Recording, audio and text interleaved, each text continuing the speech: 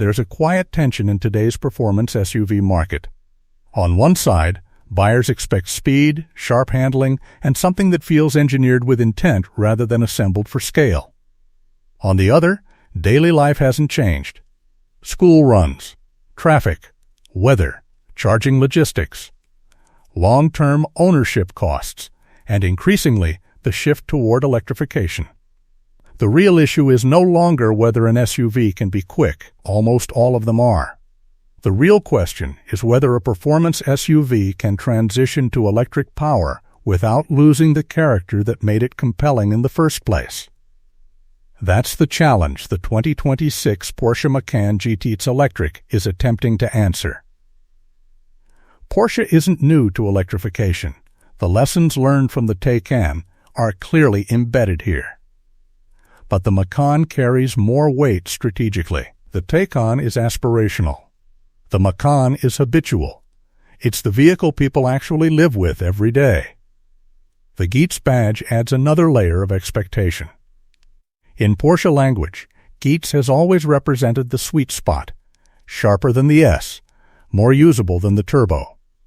It's about calibration, not excess. Now apply that philosophy to an electric compact SUV. The dual-motor setup delivers serious output, enough to place this Macan firmly in high-performance territory. But raw numbers aren't the story. What defines it is delivery. Electric torque arrives instantly, yet here it's measured. Throttle response feels progressive rather than abrupt.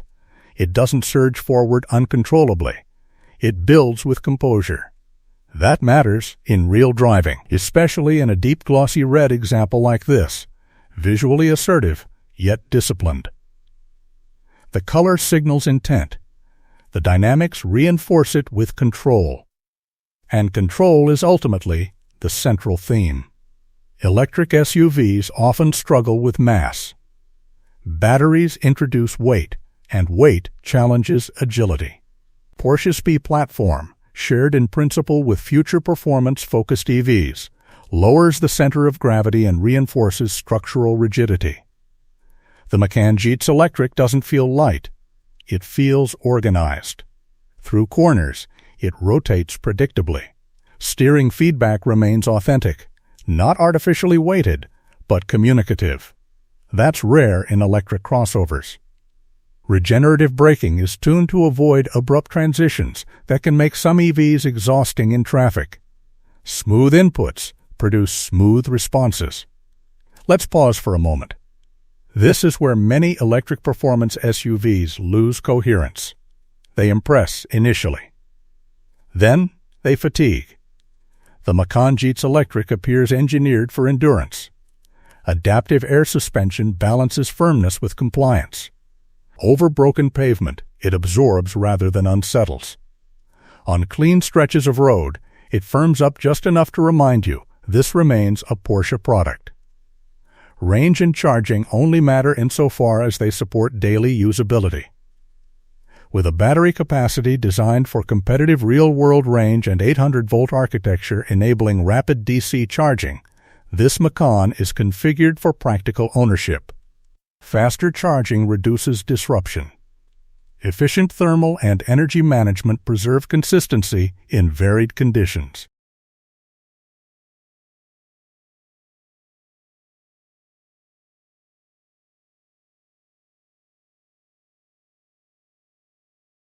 It isn't chasing the longest range headline. It's targeting balanced usability. Inside, the philosophy mirrors the drivetrain: modern, structured, intentional. Digital displays are present: driver cluster, central touchscreen, optional passenger interface, yet the layout remains logical.